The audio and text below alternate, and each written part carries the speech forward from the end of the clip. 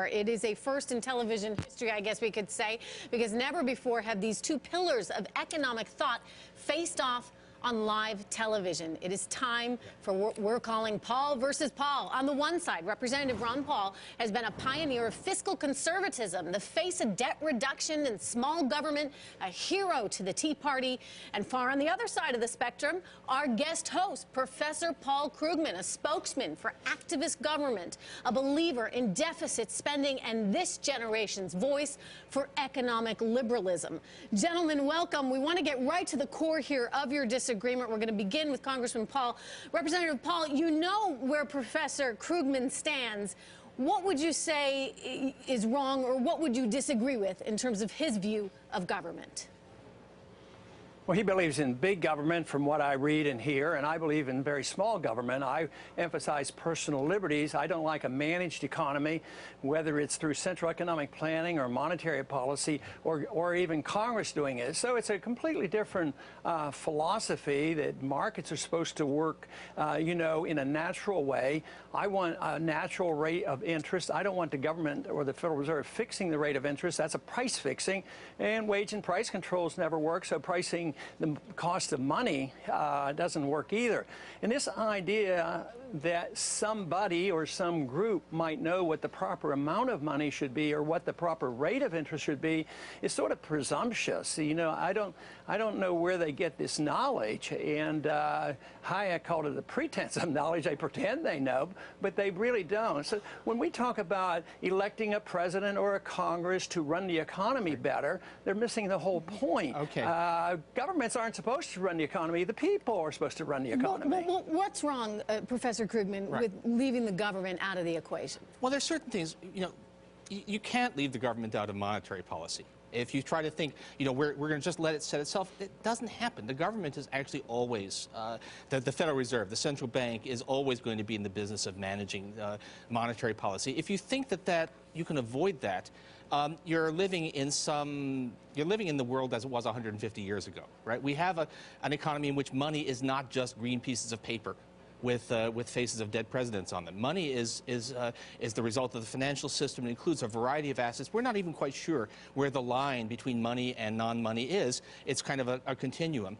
And look, history tells us that, in fact, a completely unmanaged economy is subject to extreme volatility, subject to extreme downturns. I know there's this legend that people like, probably you, Congressman, have, that the Great Depression was somehow caused by the government, caused by the Federal Reserve, but it's not true. The reality is that was a market economy run amok, which happened repeatedly over the past couple of centuries. You do need, you know, I'm a believer in the market economy. I'm a believer in capitalism. I want the market economy to be left as free as it can be, but there are limits. You do need the government to step in to stabilize. Depressions are a bad thing for capitalism, and it's the role of the government to make sure that they don't happen, or if they do happen, that they don't last too long. Congressman Paul, you know, we've been talking a lot about inflation here on the set today, and it's a policy that Professor Krugman is really saying that the Fed should put forward. In other words, we need a little inflation in this economy to get things going. What do you say to that? Well, inflation is theft. You're stealing value from people who save money. So if you have a 2% or a 10%, the value of the currency is lost.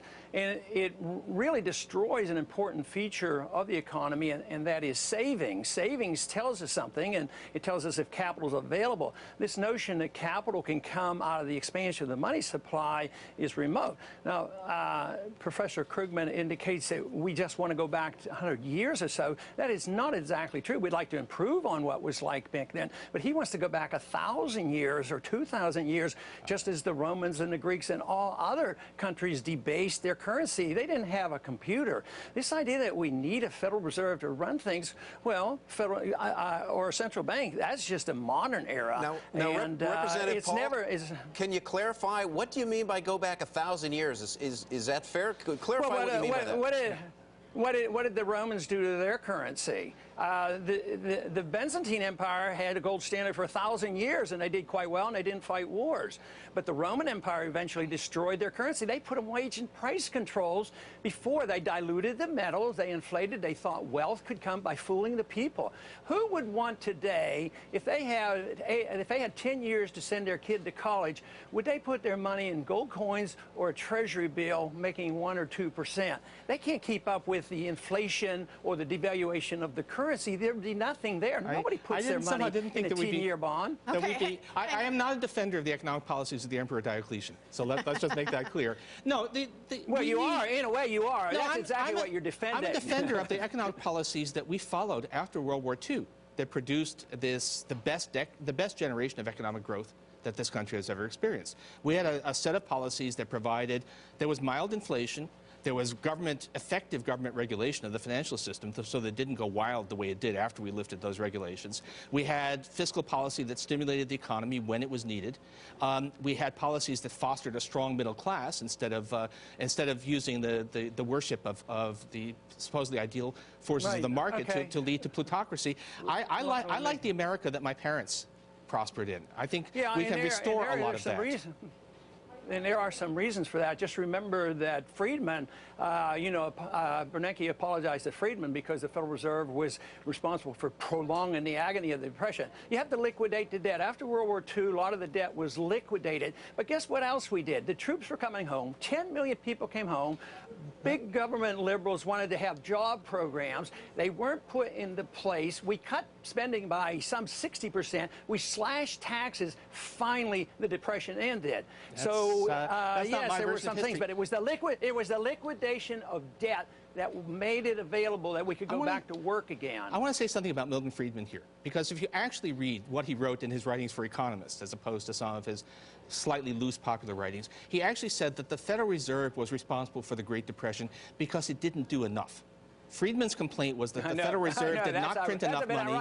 Now, I know this really. When Ben Bernanke talked about the helicopter, he was taking that metaphor from Milton Friedman. That wasn't his idea. It's really telling that in the state of America right now, Milton Friedman would count as being on the far left of the debate over monetary policy. Yeah. That's something terribly wrong with the way we've gone here. The point is, the Fed either does too much or too little, and they can't do it. So they don't have a very good record. They've ruined 98% of the value of the currency since 1913. And that's dishonest. That steals value from people. Why should people get 1% for the money for savings and the banks get it for practically free and they make money? Why did the Federal Reserve bail out the rich? Why didn't they give the money to the mortgage holders? If you care about poor people, so Representative Paul, houses, why didn't you use helicopters? Why didn't you use helicopters and pass it out to the home builders? That would have been more fair. Well, what is your prescription then for what should the Fed do? I mean, should we not have a Federal Reserve? I mean, what should the role of the Fed be? You talked about Milton Friedman. He said, hey, why not replace the Fed with the computer? What is it going to come to? I'm with him. You're with him. I'll tell you what we could do, and even with my book and the Fed, if you read it, it doesn't call for the end of the Fed, because it would be chaotic if tomorrow we ended the Fed. Too many people dependent. But all I want to do is get rid of the monopoly. I want to legalize competition. There's legal competition on currencies around the world. Why can't we allow ourselves here the legal competition over gold or silver standard? Why was the Fed so frightened about this? And then, if I'm wrong, I have no idea what that's about. Who cares? If I'm right, if you want the paper money and I'm wrong, it doesn't hurt anybody. Just allow me to legalize the currency, get rid of the monopoly, take the taxes off gold and silver, and get rid of the sales tax and capital gains tax and get in the legal tender laws. Don't hide behind a monopoly and force. See, people today, if they use gold and silver, you can go to jail in this country. Do you really think that people...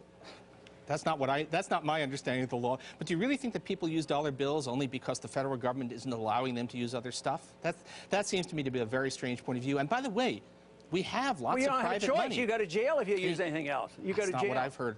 You can do barter. You can do barter with all kinds of stuff. No, the fact of the matter is that we actually had too much currency competition, too much money competition, right? This crisis was brought on by an expansion of what amounted to private money in the form of things like repo, which were uncontrolled and turned into an enormous crisis when they collapsed. So But look, okay, I mean, just come back to that. If a private company commits fraud, they go to jail. If the Federal Reserve commits fraud, they get nothing. I mean, you can do whatever you want. So if you had private issue of money and you committed fraud, you would go to jail for this. If you think that, but no, governments can debase a currency and injure a lot of people, cause the business cycle, cause the inflation, cause the unemployment, and they get off scot-free. I've So been it's the pretty difference harsh on in our understanding. I've been pretty harsh on Ben Bernanke, but fraud is not one of the things I would charge him with. Well, Dr. Krugman, if we can... You want him to print more money faster. Believe me, it doesn't work. We have enough evidence for that. So, Dr. Krugman, let's try to... And we touched on this earlier, but if we can try to put a number on it. Debt here in this country as a percentage of GDP, right now about 100% if you add in... Right, state and local. State and local plus Social Security. How much higher could we go? And then we start to put a number on how much higher could we go? And then I want to ask your counterpart, Representative Paul, the same question. All right. I mean, I don't have a fixed number, but if it takes another 30 points to get us out of this depression, then I'm willing to accept that. I won't claim that there's no risk, but the risk of not doing what it takes to get out of the depression is a clear and present danger. I don't want us to go up to Japanese levels of debt, even though they turn out to be able to carry those levels of debt. But we're not anywhere close to a red line here, is the point. I can't give you a specific number, but we're not. But 130%, as you just cited, 30 percentage points. Britain was, you know, when John Maynard Keynes was writing, Britain had debt that was on the order of 130% of GDP. That didn't stop fiscal stimulus from actually being the answer. The main point is that trying to reduce that number by slashing spending now actually makes even the debt problem worse. It's one thing to say, oh, I don't like that level of debt, but if you're going to say, and my proposal is to actually destroy the economy so that we can't, in fact, afford to carry the debt we already have, that's not a helpful policy. Representative Paul, your response? Well, he just ignores the fact that we did better after World War II when we did reduce the debt and the spending. But no, and one thing I can't agree with him is we don't know the precise date. We don't know whether it's 110, 130, it could be tomorrow on some other event, because there is a subjective factor involved. And we are sort of given a leeway because the world still trusts our dollar. I agree with him. But that just means it's a bigger bubble for our bonds and our dollar, so we don't know. But if this were true, America, as long as if you believe that the world will continue to take our dollars no matter what our debt is, Americans shouldn't have to work anymore because we just print all the money. But the worst part about all this is the facilitation of debt, because the Fed is the lender of a resort, not only to their friends on Wall Street and all their banker friends, but also to the politicians who get reelected by running up these debts, and the Fed always is there. They have to be there. So there's no restraints on the Congress to run up debt. So if you love big government and think it can last forever, no, I can understand why you'd love the Fed, but some of us believe in freedom and markets and sound money. I believe in freedom and markets. I just don't believe in monetary policies to perpetuate depression. We're going to leave it there. We're going to have much more with